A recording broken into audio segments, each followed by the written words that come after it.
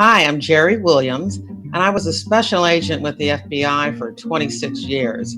I investigated economic crime, financial fraud. I'm also the author of FBI Myths and Misconceptions, a manual for armchair detectives. Today, we're going to look at money laundering clips and movies and judge how realistic they are. Hey, what's up, YouTube? Welcome back to Smart Money Habits. Today, we're going to take a fun look at money laundering in movies. If they're real or if they're not so real. You guys be the judge. Now, let's get into it. I got you, homie. Let's go. Money Laundering 101. Say you come across a suitcase with $5 million in it. What would you buy? A yacht? A mansion? A sports car? Now, his money laundering 101 is a little right, but he has some things that are wrong. The IRS won't let you buy anything of value with it. The IRS will let you spend as much money as you have, but they want to know where you got it from. And they also want to make sure that they get their cut. So if a criminal or a bad guy goes in and wants to lay down, $1 million for a home, that is going to be reported to the IRS. I think it's called Form 8300. And if they're suspicious about the activity, it's also going to be reported to FinCEN. You got to age it up, crumple it, drag it through the dirt. You don't need to run it through a wash machine. But I guess if a criminal has some illegal source of money and it's coming in brand new crisp bills, and he's trying to pretend that it's part of his normal revenue from a business, I guess he would want to make it look like it has been handled. But I've never heard of that before. Next, you need a cash business.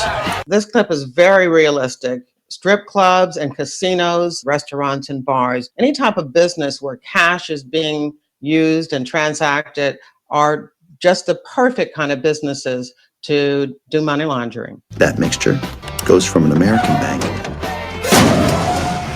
to a bank from any country that doesn't have to listen to the IRS. It then goes into a standard checking account, and voila. All you need is access to one of over 3 million terminals, because your work is done. Well, your work is done once the money is in the banking system. It doesn't need to be sent anywhere else. It's now, clean, legitimate money. The only thing that he doesn't talk about is the fact that when you deposit that money, if it's over $10,000, you have to fill out what is called a CTR, or a currency transaction report. And this is required of any bank. And of course, on that form, you have to indicate where the money came from. I would give this clip about a 7 out of 10. I think they got a lot of it right about the general basic part of money laundering. And Gotcha had the most successful emerald mine of all time. He would inject bad stones with oil to make them shiny and have his friends in Miami buy the emeralds with drug money and give them as gifts to hookers in town. And this is another example of money laundering. If no one is looking to put a value on those gems or diamonds or whatever that you're exchanging for cash to legitimize your illegal funds, then on paper it appears that a legal transaction has occurred. And that's what they did. This is very realistic, and it's based on the truth. Drug dealers in South America did get to a point where they had so much money that they buried it. Rumor is, that money is still buried someplace, and people are constantly searching to find it. They hid it in caletas, hiding places in walls and ceilings.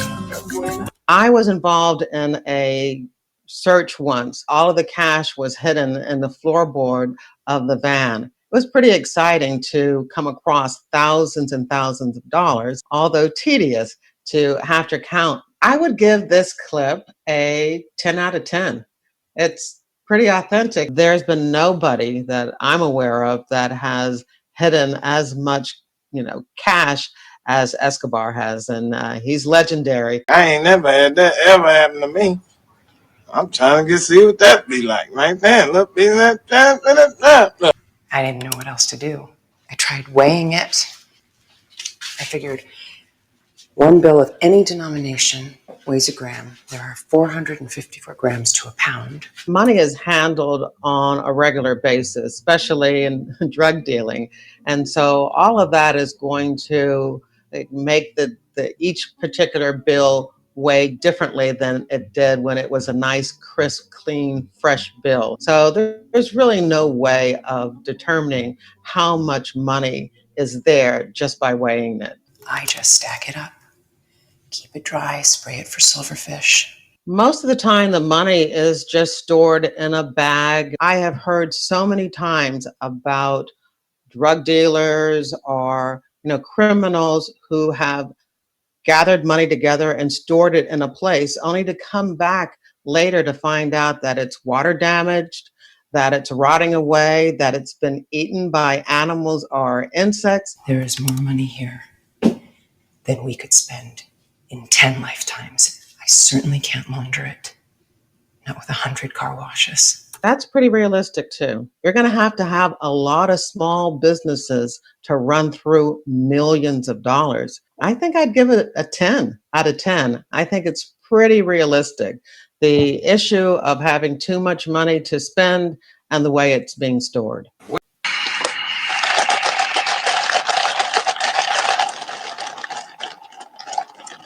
does this check go?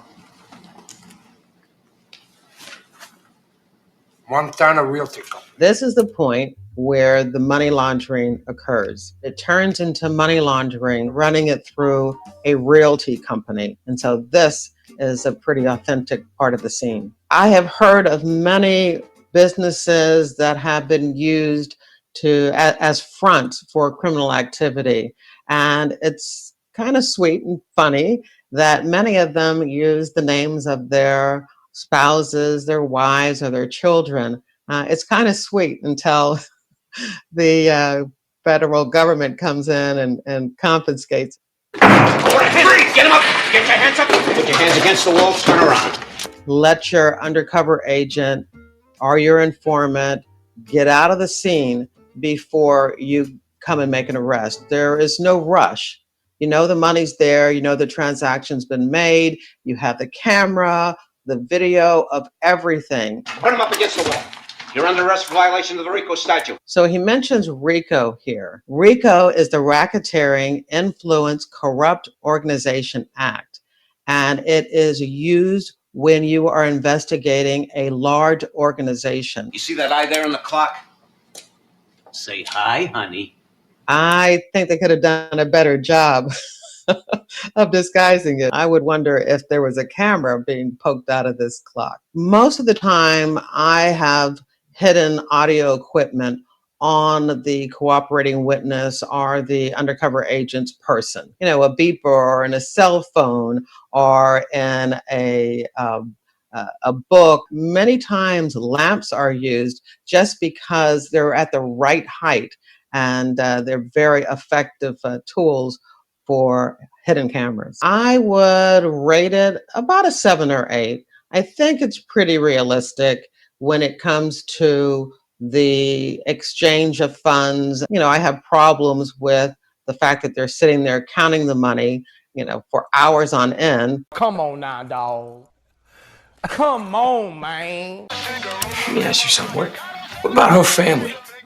Would anybody think they're going to get through the the security system at most airports with money like that strapped all over their body? Before we became much more security conscious here in the United States anyway, the TSA, I would still think would have caught that. Nowadays, you're going to have to go through a body scanner as well as all your carry-on luggage. I mean, they all got Swiss passports, right? The woman and her family are what we would call money mules, people that are being paid to transfer illegal sums. A money mule can also be paid just to open up bank accounts and then make those deposits and transfers in their own name on behalf of the criminal. It's very common that a criminal will ask a family member or a friend to do this, but they can also just pay,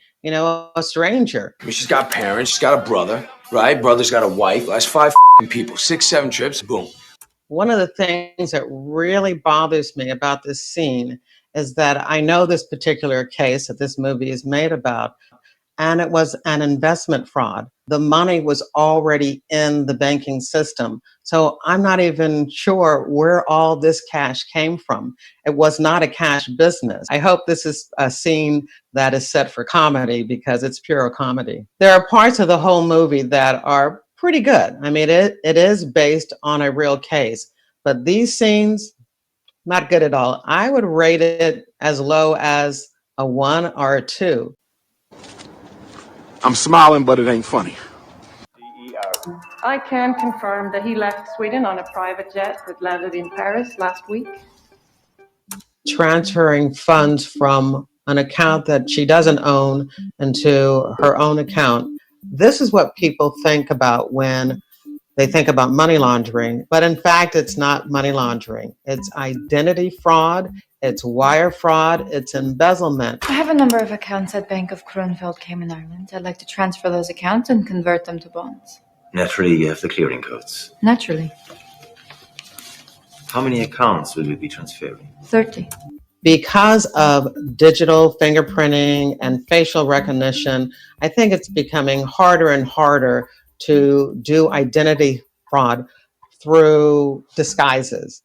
So, she's getting away with this, but the documentation, her passport and other types of identification must be able to be verified. Knows where fugitive financier Hans Erik Wennerstrom is, here in this Caribbean island.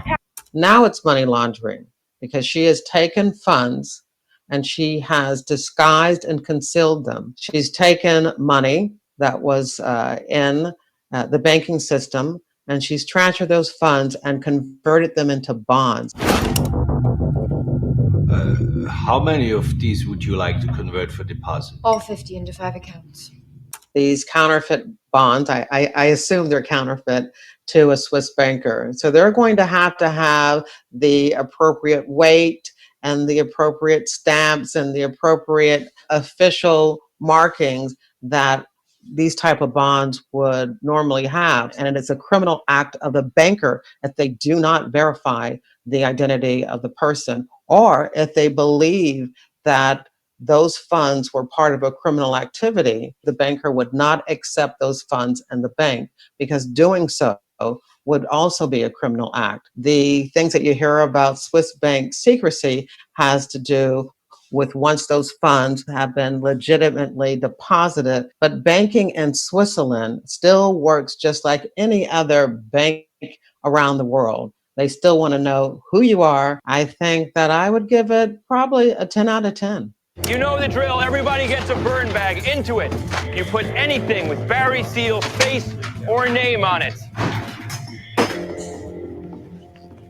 Come on, boys, we gotta move. I can tell you watching this just makes me so happy. There are some agents in the FBI who would rather poke their eyes out with a stick than to have to go through documents and papers. Of course, now a lot of this stuff is going to be online. This still goes on, but it's a lot easier, I would imagine, to destroy evidence that's online than it is, boxes and boxes of paper like this.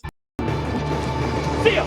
DEA! Back away from the truck with your hands in the air! I have been in many situations, especially during searches, where we come in and identify ourselves and immediately have to tell people to stop. ATF! Drop your weapons! Whoa! DEA! Lower your guns! ATF, put your guns down! Okay, Get down! everybody's friends here.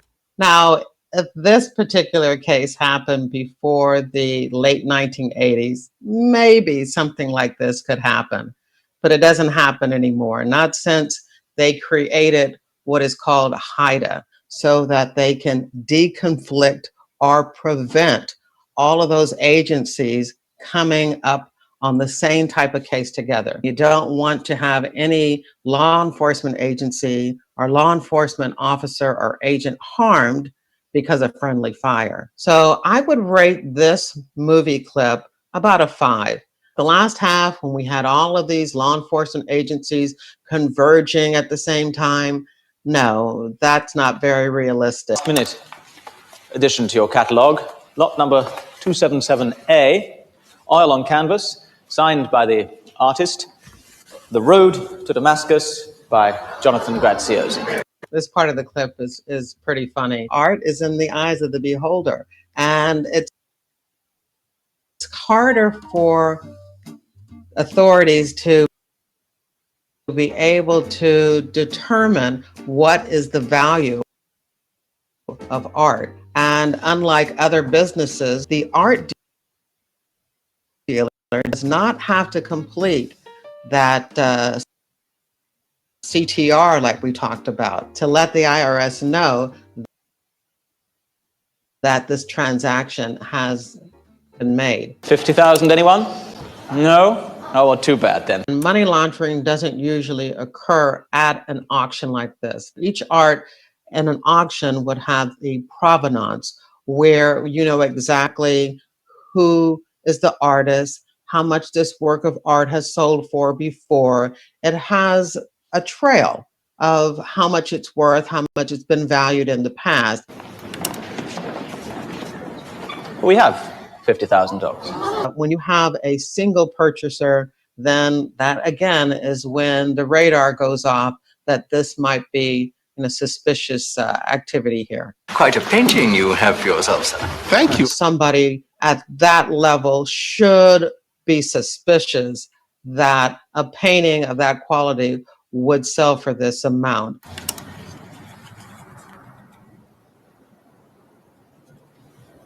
Now he's part of the conspiracy. And so if I were able to give him any advice, I'd tell him this is the point where he needs to come clean to the FBI. I would rate this scene about a 7 or an 8. I think they got a lot of the things right. Well, I thought that was pretty interesting. I learned a lot of things I didn't know before. Yeah, I hope you guys are having a great day out there, and thank you for watching the video. Until next time, take care of yourself, and we out.